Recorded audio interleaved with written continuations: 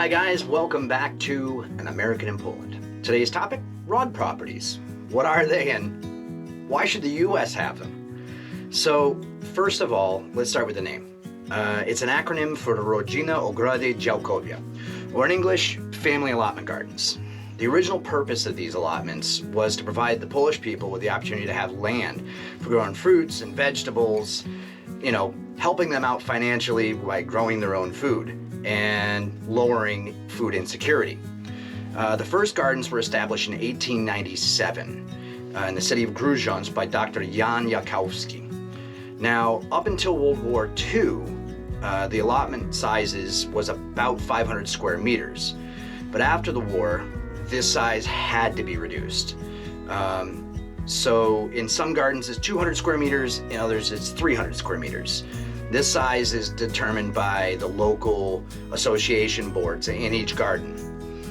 But the reason that these sizes were reduced was so that you could get more gardens and therefore helping out more people with the allotment program.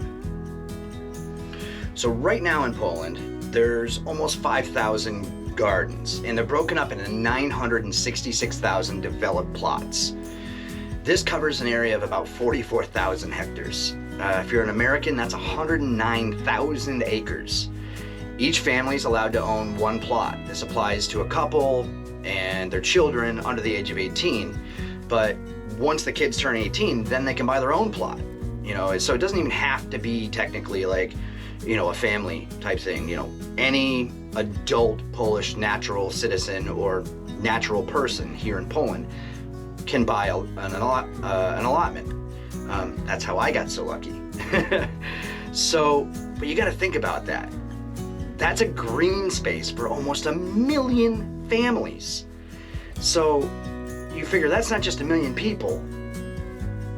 That could, some families are, 4 to 6 kids. So that's a lot of people that are being helped by this program. So before I forget, I do have to ask a huge favor. If you're enjoying this video, please hit the like button, then subscribe to the channel. It really helps the channel grow. And remember to turn on notifications, so every time that I release a new video, you don't miss it. So now, when it comes to owning allotment, what does that really mean? Well, you don't actually own the land. It's like a lease from the government. You pay taxes on it each year. You also have fees that you pay to the garden itself, kind of like an HOA. And the one thing you do own is the structures and the plants that are on it. Now, this can vary depending on the type of garden. The ones that are in the cities tend to be smaller 200-meter plots, and they're typically used for fruits and vegetable gardens, or maybe like a family yard setup with a barbecue pit and, trampoline for the kids, or, just a normal stuff that you would have in a backyard, but since you live in the city, you might not have a backyard. The gardens that are farther away from the cities, like the one I have an allotment in, they tend to have the larger 300 square meter lots and tend to have larger permanent structures and tend to be more like ornamental gardens.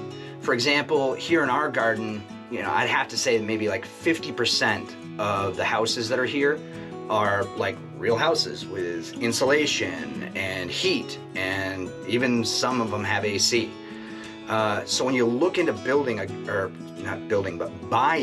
garden, the prices will vary wildly, ranging from maybe 10,000 zloty to as much as 250,000, depending on the location and what type of improvements have been made to the property. So we'll take a quick walk around in our garden. So here we've got compost, and it's just to kind of show you what the inside of a garden looks like, one of the more ornamental gardens. Here I've got a lot of large trees, ornamental pond, and the house itself, we're just about 70 square meters, so it's not a small house, not a big place, but it's it's perfect for me and Anya.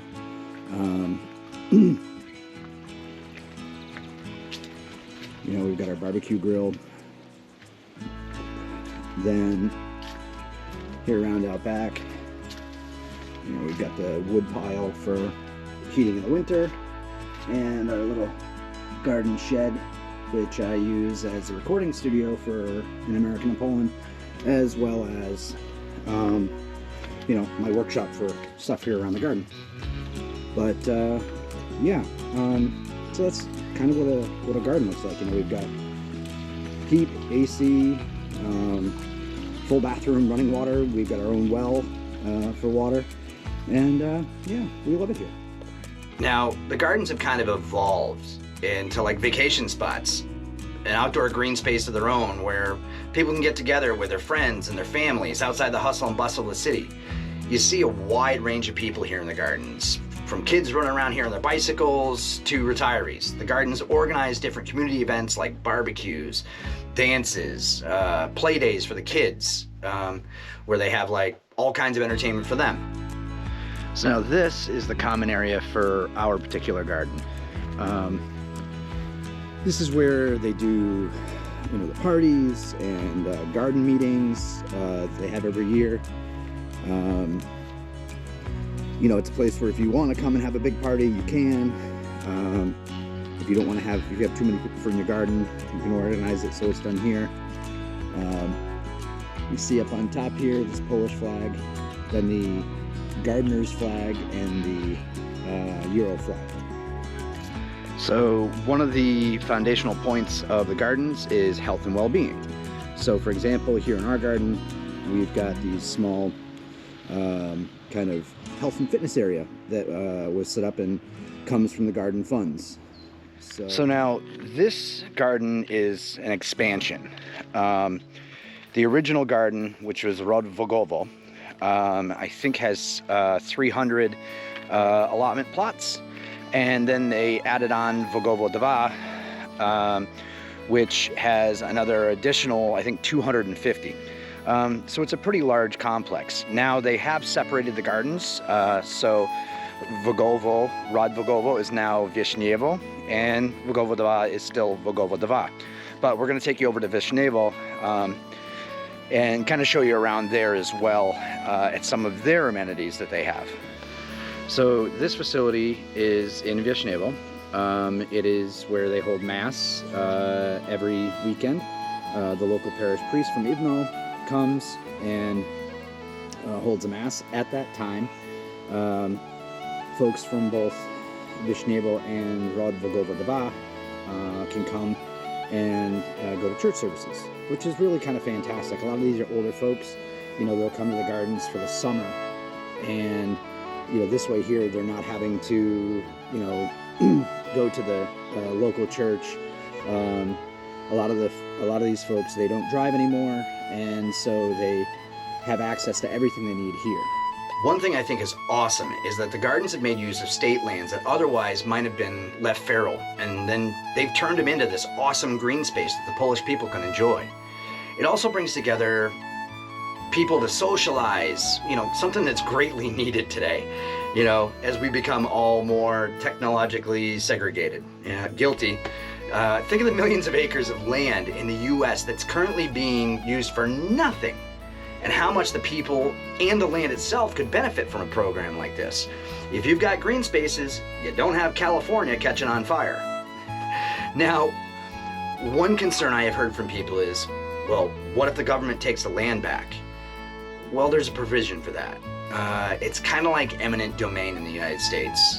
So if the government wants to take the land back, first of all, they have to notify you, and then they have to pay you for all of the improvements that you've done in the land. So the fair market value of the properties and the plants and the trees and everything that's on that property, they have to pay you for it.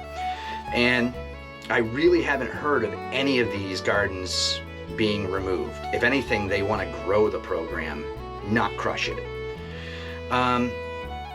One thing that you really have to think about here, though, is that you're not buying a primary dwelling when you're buying one of these places.